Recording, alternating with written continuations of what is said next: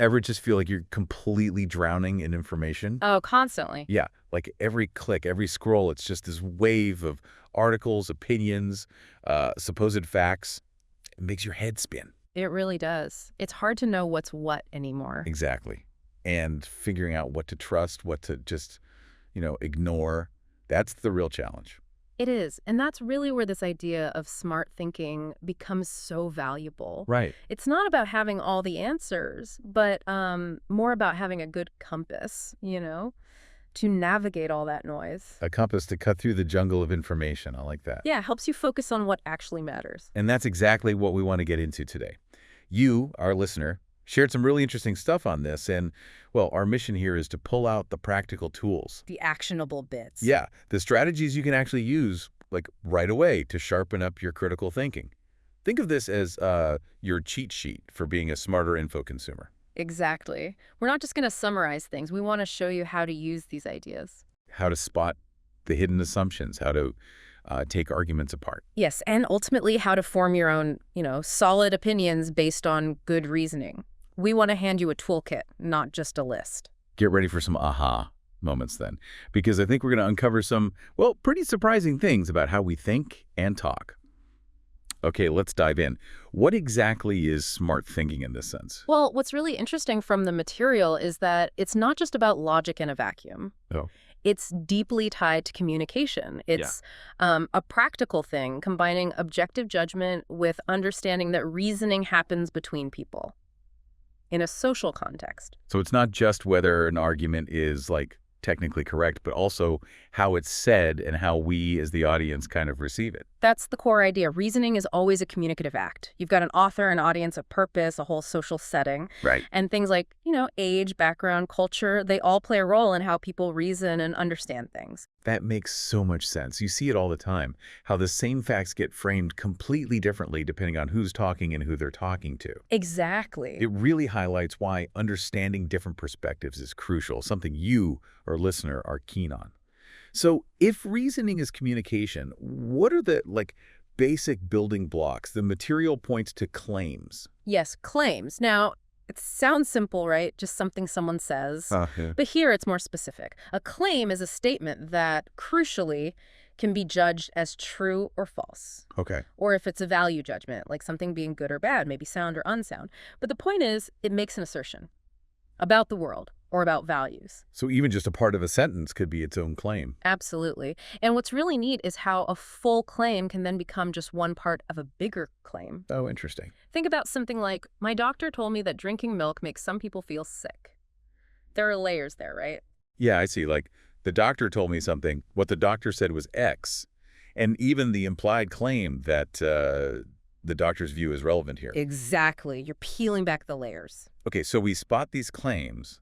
What next? What do we do with them? Well, then we need to look at their scope and their certainty. Scope and certainty. Okay, break that down. Scope is about how broadly the claim applies, like always, sometimes, never, under specific conditions. Right. And certainty is about, well, how sure the person making the claim sounds, how much conviction is behind it.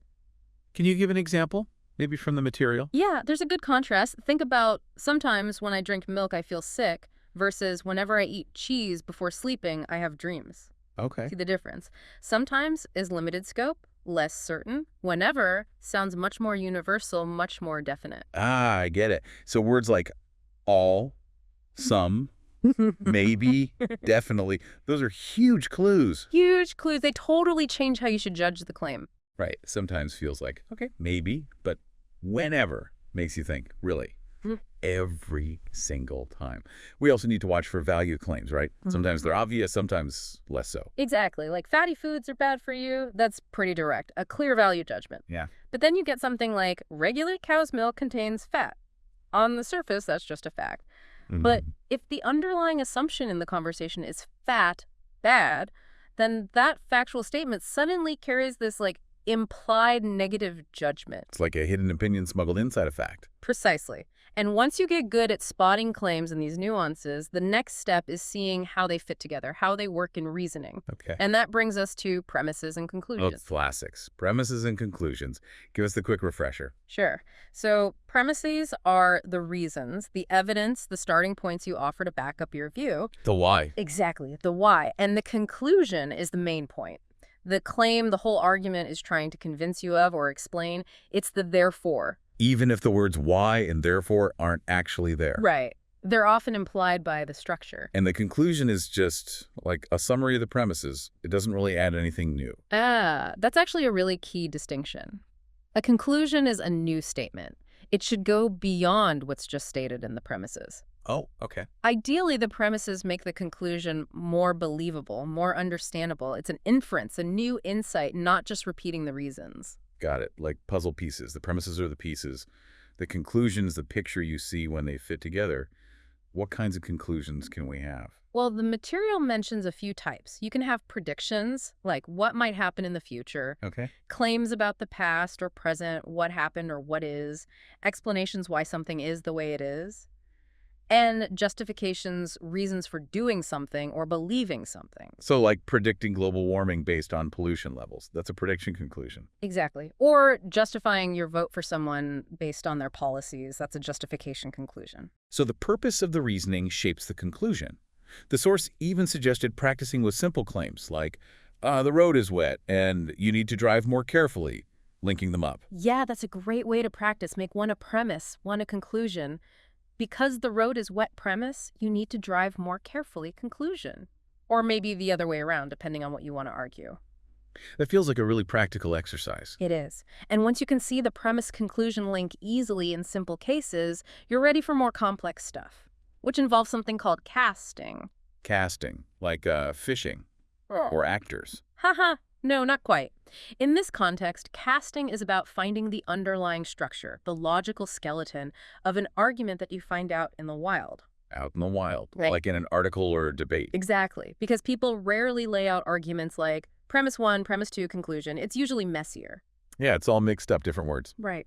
So casting means looking for the traces of reasoning those little words and phrases that signal connections. Like because, therefore, so, since. Spot on. Words like that.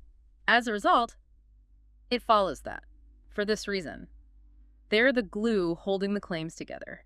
So step one in casting is hunting for those glue words. That's the first part. Then, step two, the really crucial bit, is identifying and marking the actual claims being made. You know, using what we talked about earlier, what makes something a claim. Okay. Find the links, then find the statements they're linking. The source had an example, right? About a chemical factory. Yeah, a simple one where they underlined the linking words and put the claims in brackets, numbered them to show the flow. Okay, I think I get it. You take the messy real-world text, find the signal words, pull out the core statements. And map out how they connect. That's casting. And as the source notes, claims aren't always perfectly phrased. Right. There was that example. I should not buy a car at the moment. I have just lost my driver's license. And besides, I can't afford it. Oh, yeah. One sentence, but it's got a conclusion. I shouldn't buy a car. And two separate reasons, two premises. Lost my license and can't afford it. Linked by and besides. Casting helps you see that structure clearly. It's like X-raying the argument to see its bones. The source also mentioned simple versus complex structures. Right. Simple is usually just premises leading directly to a conclusion. Complex structures are built up. A conclusion from one step might become a premise for the next step. Okay, like building blocks. Yeah, the example about Australia being a multicultural society illustrates that. You might argue for that claim using evidence about diversity and policies. Right. Then you could use that conclusion, Australia is multicultural, as a premise to argue for a further conclusion like, therefore, Australia is a vibrant nation. Ah, I see. One argument feeds into the next. Now, within these structures, are all premises created equal? You mentioned dependent and framing premises. That's a really important distinction. Dependent premises are ones that have to work together to support the conclusion. Like a team. Exactly, like puzzle pieces. On their own, maybe they don't prove much, but combined, they form one solid reason. Think about arguing for protecting Australia's environment. You might mention its beauty, the tourism potential, long-term economics. Individually, none of those forces the conclusion we must protect it, but link them together with the idea that protection benefits the country. Suddenly, they form a much stronger combined reason. So you need to check if the reasons jointly support the point, not just if each one is true on its own. Precisely. Weak arguments often throw out isolated facts that don't really connect properly.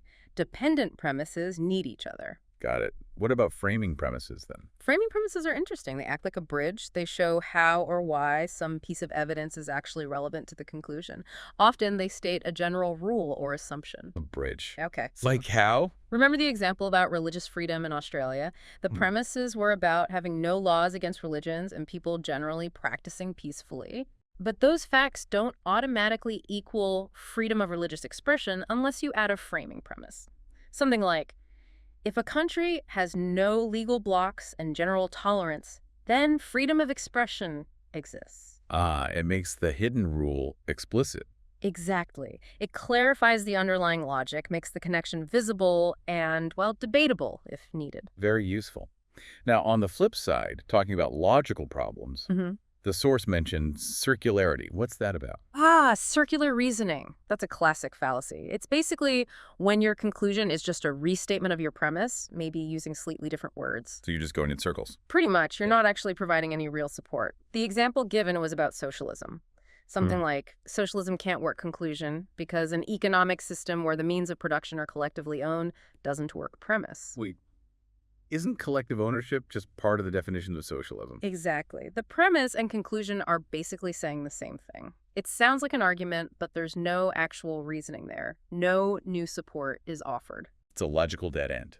Okay, so we've talked about identifying claims, linking them. How do we make the claims themselves better for reasoning? Well, having clear, well-formed claims is just fundamental. The source makes a great point that word meanings aren't fixed in stone. Right. Context matters. Hugely. Meanings are shaped socially, culturally. The connotations the baggage words carry can differ a lot. You can't just assume everyone hears your words exactly the way you mean them. So be mindful of your language. Anticipate how others might hear it. Definitely. And claims get used differently too, right? Sometimes you state something directly. Sometimes you report what someone else thinks. Sometimes you use hypotheticals, like if-then statements. Like in the examples about euthanasia laws or historical debates. Exactly. Being aware of those different uses helps you be more precise. And crucially, your premises need to be solid. They need to be well-founded. The foundations of the argument have to be strong. Makes sense. Yeah. Every claim, whether it's a premise or the final conclusion, ideally needs some reason for acceptance, needs justification. So premises aren't just starting points. They might need their own backing. Often, yes. Especially in complex arguments. There might be whole sub-arguments just to establish one premise. It's like chains of support. Every link needs to be strong. What about self-evident claims? Right. Are there claims that just don't need justification? It seems like something should be obvious, right? Like, I exist. Yeah. But strictly logically speaking, very few claims are truly self-evident in all situations. The example given is maybe you're either pregnant or not pregnant. That seems logically necessary. Okay, that's pretty clear-cut. But most things we think of as obvious often rely on shared background knowledge or assumptions. What's self-evident freedom to one person might look very different to someone else. Remember that Singapore example. Right. Depends on your perspective and background. Yeah. Which leads nicely into appeals to authority. We do that all the time, citing experts. We do. And it can be a useful shortcut, right?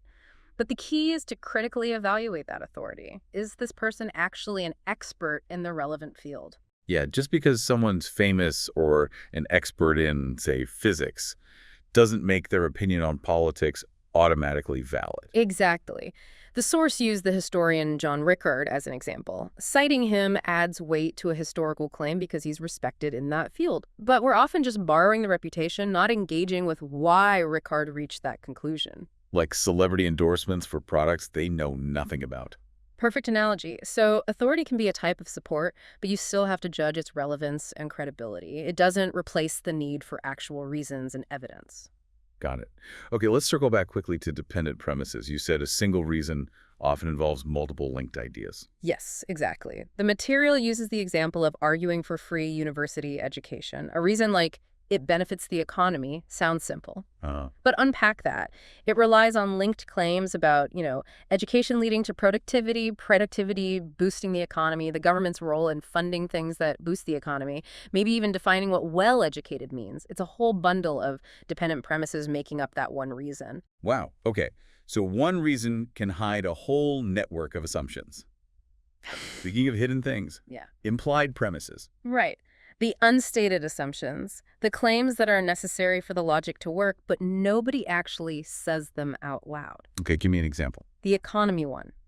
The economy is growing strongly, so employment will grow strongly. Seems logical. But it relies on the implied premise that strong economic growth causes or typically leads to strong employment growth. That's the hidden link. And you find that by asking why or on what basis. Exactly. Asking on what basis is key to uncovering those implied necessary links. It's like playing detective, finding the missing pieces of the argument. That's a really useful technique. What's the risk if we don't spot them, if we rely on implied premises? Well, two big risks. First, the implied premise might just be wrong or at least debatable. If you don't make it explicit, you don't examine it critically. Right. Second, your audience might not share that assumption. What's obvious to you might not be to them. So your argument falls flat because the hidden link isn't accepted. Crucial for clear communication, then. Make your assumptions visible. Now, how do we judge if premises, stated or implied, actually support the conclusion? The source talks about relevance. Relevance, yeah. Basically, does this reason actually have anything to do with the point you're trying to make? Sounds simple, but... It's not always.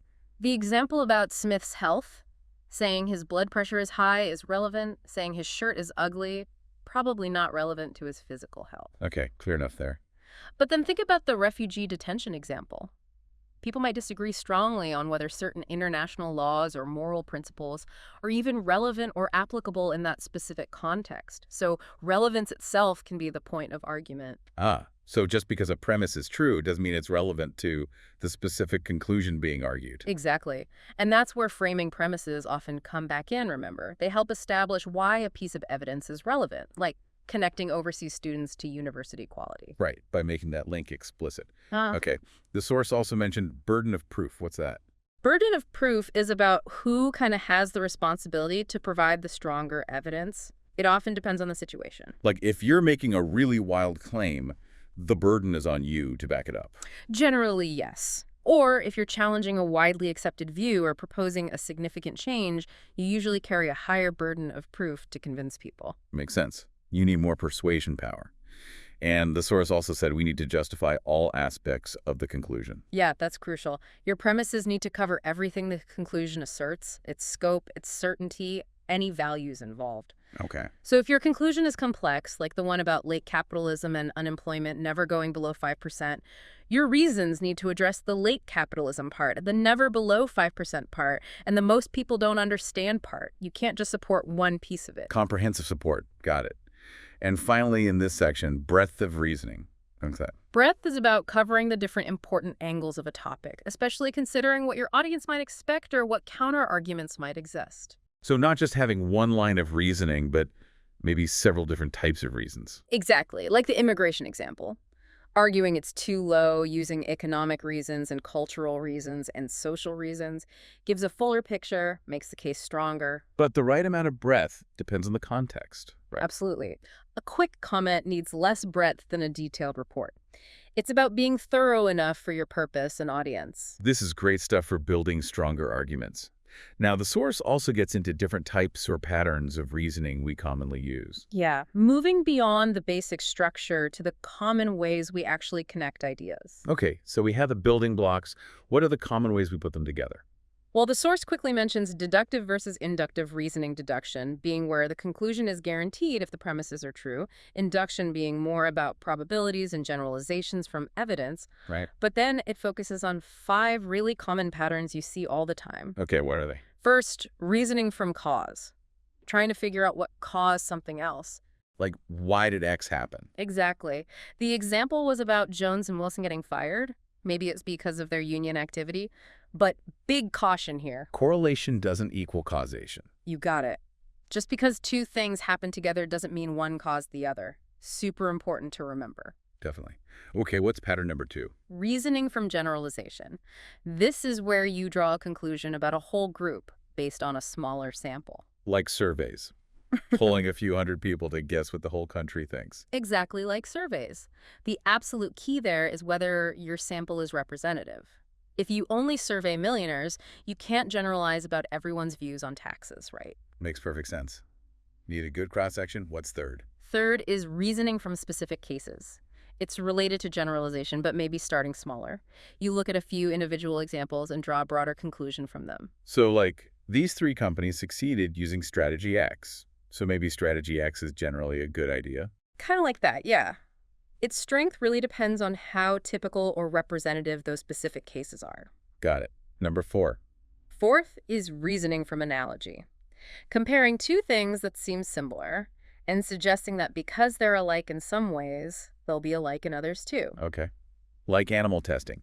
If a drug works on a guinea pig, maybe it'll work on a rabbit because they're similar. That's the idea, but the crunch is whether the similarities are relevant to the conclusion. The source had that funny analogy about shaving cream on fruit salad. Uh-huh. Yeah, just because they're both sort of squishy doesn't mean they go well together. Exactly. The similarity has to be relevant to the point you're making. Crucial point. Okay, and the 5th pattern. Fifth is reasoning from terms. This is all about defining your key concepts clearly and looking at the relationships between them. So making sure everyone understands what you mean by a particular word. Precisely. Like the cigarette smoke example, defining whether cigarette smoke includes passive smoke is reasoning from terms. It clarifies the scope of your concept. And the source stresses these 5 aren't like separate boxes. Arguments often mix and match these patterns. Okay, so knowing these patterns helps us see how someone is building their argument and also helps us build our own more consciously. Okay. Now, what about research? How does that fit into smart thinking? Yeah, the source makes a really vital point here. Research isn't separate from reasoning, it's part of reasoning. How so? Both involve analysis, thinking critically about information and how it connects. You don't just collect facts, you analyze them. And the key to good analysis, both in research and reasoning, is asking good questions. Questions before you even start researching. Before, during, after. Questions help you define your topic, figure out what information you actually need, and make sense of what you find. You need to be an active questioner, not just a passive collector. Right. And think about where the info comes from. Absolutely. Is it from an academic journal, a news report, a blog? Each source type has different implications for reliability, for bias, for the kind of scrutiny it's already undergone. Okay. And you need to analyze how different pieces of information relate. Do they agree, disagree? Does one explain the other? Cause and effect. Looking for those connections is analysis. Makes sense. The source mentioned 4 main types of info we usually need. Yeah, a useful checklist, general context or background, what others think, their conclusions, arguments, the basic facts and evidence, and the underlying values or attitudes involved. Thinking about those 4 helps you research more strategically. That's a great framework. Okay, so we've got the building blocks, the patterns, the research. What about actually planning and creating our own arguments? Well, the source emphasizes something really important first. The absolute key is a genuine desire, a keenness to think things through properly. So it's more about the mindset than just following steps. Exactly. It's about cultivating that habit of careful, systematic thought. But then, yes, when planning, context is king again. Who are you? The author. Who's your audience? What's the situation? What's already known? Right. There are some great analytical questions to ask yourself. Why am I arguing this? For whom? In what setting? What kind of reasoning will work best here? What are the expectations? Thinking strategically about the communication aspect again. Always. And then organize your ideas using those analytical structures we talked about, premises, clearly supporting all parts of the conclusion. Make the logic clear. Though other planning tools can help too, right? Like outlines or mind maps. For sure. Narrative outlines, mind maps, whatever helps you structure your thoughts logically before you start writing or speaking. And it all comes together in how you actually present it, right? Yeah. The flow should reflect the logic. Precisely. The way you structure your writing or speech, the narrative flow, should ideally mirror the underlying logical structure you've planned out. The source used that referencing example near the end to show how a well-written piece has that clear analytical structure beneath the surface, connecting premises, stated and implied, to conclusions. It really ties the logic and the communication together. Wow. Okay, this has been incredibly helpful. A real deep dive into making our thinking sharper. It really covers the essentials. It truly has. We've gone through so much great stuff, giving you, our listeners, some really concrete tools to boost your critical thinking. Just to recap some key takeaways. Really focus on identifying claims, checking their scope and certainty. Yeah, and understanding that crucial link between premises and conclusions. Practice casting arguments, breaking them down to see the structure, spotting those dependent premises that work together, and the framing premises that build the bridges. Don't forget watching out for errors like circular reasoning.